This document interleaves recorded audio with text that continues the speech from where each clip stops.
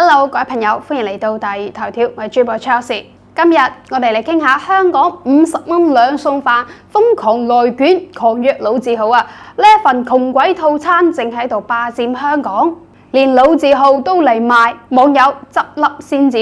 香港大班麵包西餅41年嘅基業轟然倒塌，燉奶佬、車品品小食等老店接連咁消失。家下連50年歷史嘅聖安娜餅屋亦都係搣落咗體面，湊起咗兩餸飯嘅熱鬧。仲未到晏晝嘅時間，聖安娜餅屋太子門店嘅櫥窗已經逼滿晒上班族啦、學生啦、街坊啦。佢哋為咗自選便當而嚟，50港幣一飯兩菜加埋碗湯，分數管飽。喺寸土寸金嘅香港，實在係罕見。喺呢個排隊嘅熱鬧入邊，收埋幾多無奈。呢間曾經靠住精緻嘅西餅麵包定義小確幸嘅老店，家下連烤箱都要為盒飯嚟挪地方啦。要知道佢喺廣州嘅門店早就已經撐唔住，1個月關咗6間。家下香港主場嘅轉型，更加似係俾租金啦、成本啦、消費寒冬逼到牆角嘅妥協。從西餅麵包到兩餸飯，呢間老字號嘅轉向，邊度係咩戰略轉移啊？不過係喺零售業熱潮入邊嘅倉皇突圍。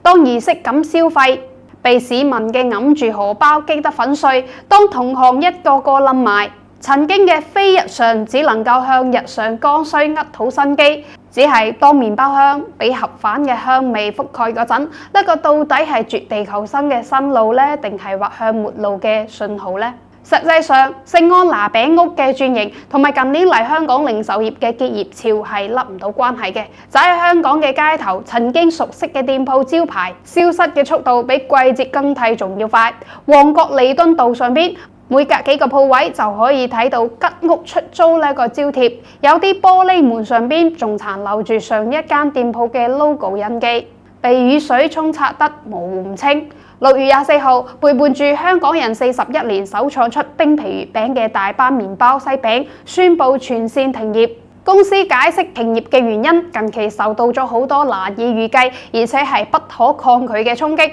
迫於無奈做出咗呢個決定，對顧客同埋合作嘅夥伴深感歉意。1981年開業嘅燉奶佬因為租約嘅問題關閉咗全部嘅門店，甚至連車品品小食呢間主打香港特色美食嘅地道老店，亦都係難逃閉店嘅命運。社交媒體上邊全部都係再見啦，我嘅青春記憶嘅留言。其實聖安娜餅屋嘅日子亦都唔好過。從舊年10月，聖安娜餅屋喺廣州嘅門店就已經全線收縮咗，短短1個月內關閉咗6間門店。目前聖安娜餅屋喺廣州嘅門店只係剩翻3間啦。西餅店嘅蛋糕、麵包本嚟係非剛需嘅小確幸，係生日嗰陣嘅慶祝、下午茶嘅休閒、節日入邊嘅饋贈，但係當市民揞住個荷包，呢類可揀消費就率先咁被斬咗啦。根據透露，以前中秋前1個月冰皮月餅嘅訂單能夠排到產能上限，家下提前2週預訂都仲有餘貨。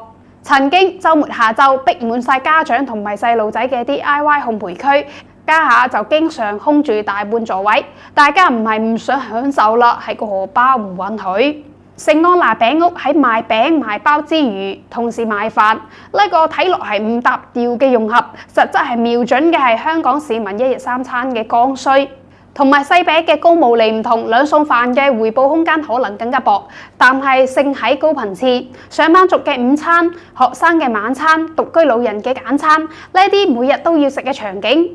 能夠帶嚟穩定客流同埋現金流。一塊招牌嘅芝士蛋糕售價係48港元，毛利能夠達到60%，但係每日最多賣50塊。一份兩餸飯50港元，毛利淨係得30%，但係淨係晏晝就可以賣出200份，薄利多銷，至少能夠等店鋪嘅燈一直都係着住。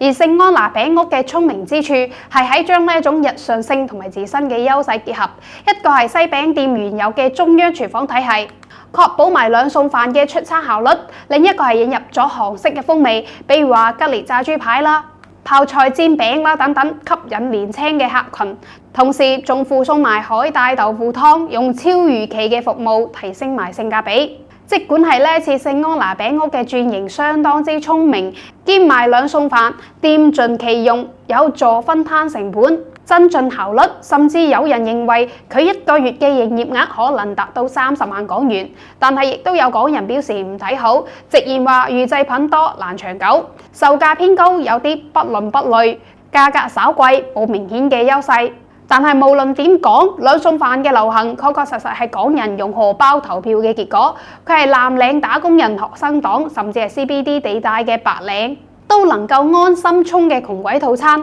對於聖安娜餅屋嚟講，喺當下嘅大環境之下，轉型兩餸飯至少能夠通過高頻次嘅剛需消費維持翻現金流，為未來留出翻身嘅機會。畢竟留得青山在，先生存落嚟比生存得漂亮更加重要。兩餸飯喺香港嘅爆紅唔係一日兩日啦，呢2年火熱嘅趨勢更加甚。坊間甚至仲流傳話執10開16嘅講法，每有10間餐廳關門，就會冒出嚟16間嘅兩餸飯店。而用內地嘅話嚟講，兩餸飯有一個更加接地氣嘅名稱，就係盒飯。唔誇張咁講，家下香港嘅餐飲圈嘅頂流，非兩餸飯莫屬啦。目前全港兩餸飯嘅門店已經超過咗600幾間，喺今年更加係有唔少主打外賣嘅兩餸飯呢個店嚟擴充營業，而且仲增加埋堂食座位，有啲鋪位面積更加係高達咗2000平方英尺啊！仲有香港知名嘅好餸好飯兩餸飯專門店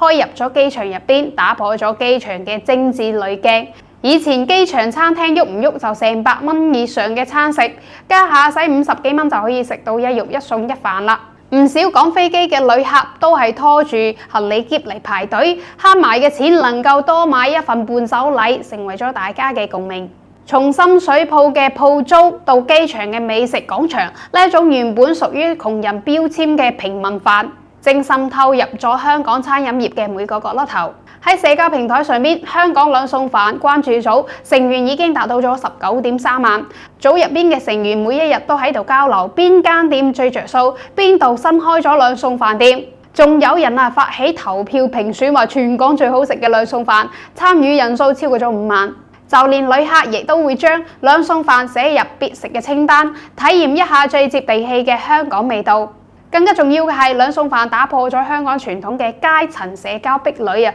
以前泥頭車司機同埋中環嘅白領幾乎係唔會有交集嘅，南亞裔嘅勞工同埋本地阿婆亦都因為語言啦、文化差異難以融入。但係喺兩餸飯嘅飯台上邊，身份標籤被暫時咁解除咗。大家關注嘅只係今日嘅排骨夠唔夠嫩呢？今日嘅魚新唔新鮮啊？兩餸飯精準咁擊中咗香港市民既要慳錢又要體面嘅消費矛盾。兩餸飯嘅平價基因從誕生起就刻喺 DNA 入邊啦。早期兩餸飯定價普遍喺38港元以內，三餸咧就唔超過50港元，瞄準嘅係嗰啲對價格高度敏感嘅群體。但係當全港兩餸飯門店越開越多，市場嘅密集越嚟越高，平價早就已經唔係護城河啦，反而係成為咗內卷嘅起點。為咗爭奪客源啊，各家店使出咗渾身解數，價格戰啦、品質戰啦、創新戰啊，輪番上演。喺灣仔咁樣嘅核心商業區，一間三餸飯最低30港元就可以買到一份啦。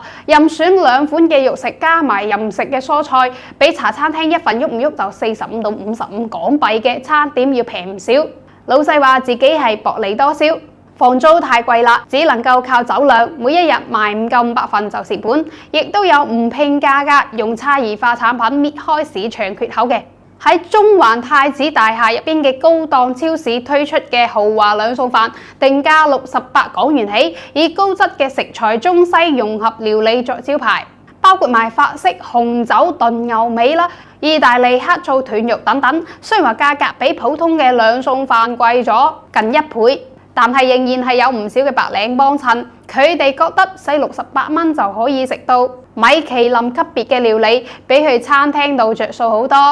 更加有甚者，連高端餐廳都開始降位做翻兩餸飯啦。大型連鎖酒樓稻香推出豪華兩餸飯，98港元即可任選菜單入邊嘅2款海鮮，包括埋元貝啦、烏頭啦、海邊蒸蝦等等。有時陣甚至提供埋長腳蟹呢類矜貴嘅海鮮。加配埋白飯15港紙後，共合係113港元嘅價格。雖然話比街鋪30-40嘅兩餸飯高咗唔少，但好多街坊呢一致認為好着數。其中排隊嘅學生更加大讚，入邊有8隻蝦、成條魚，98港元啊！其他地方食唔到嘅。有一次推出咗長腳蟹兩餸飯，朝早10點開門，唔到半個鐘就俾搶晒啦。有人專門從屯門坐地鐵過嚟，就係為咗試翻呢一啖鮮味。兩餸飯嘅內卷表面上面係價格嘅廝殺、產品嘅創新，但係本質係香港市民嘅飲食需求嘅全面覺醒。同樣係兩餸飯喺評價基因唔變嘅情況之下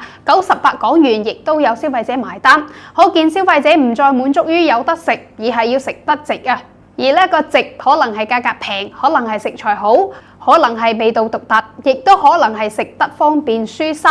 聖安娜嘅轉型可能只係香港零售業求生記嘅一個注腳，從大班嘅結業到聖安娜餅屋嘅轉型，從西餅店嘅蛋糕到兩餸飯嘅煙火氣，呢場變革嘅核心係零售業從追逐風口到扎根日常嘅清醒回歸。曾經唔少商家熱衷於打造網紅爆款，追求短期嘅流量同埋熱度，但係就忽視咗市民最基本嘅需求。家下大家足之都明白咗啦，能夠長久咁生存落去嘅係嗰啲真正貼近生活、解決實際問題嘅生意。喺呢一個租金高企、消費更加重實效嘅城市，能夠生存落去嘅從嚟都唔係最華麗嘅品牌，而係最明白生活嘅嗰一個。畢竟最精緻嘅蛋糕，亦都比唔過一碗熱辣辣嘅兩餸飯，能夠填飽肚，更加能夠溫暖人心。可能呢個就係兩餸飯真正嘅意義，佢唔單止係可以果腹嘅食物，更加係喺艱難嘅日子入邊，俾咗大家一份踏實同埋希望。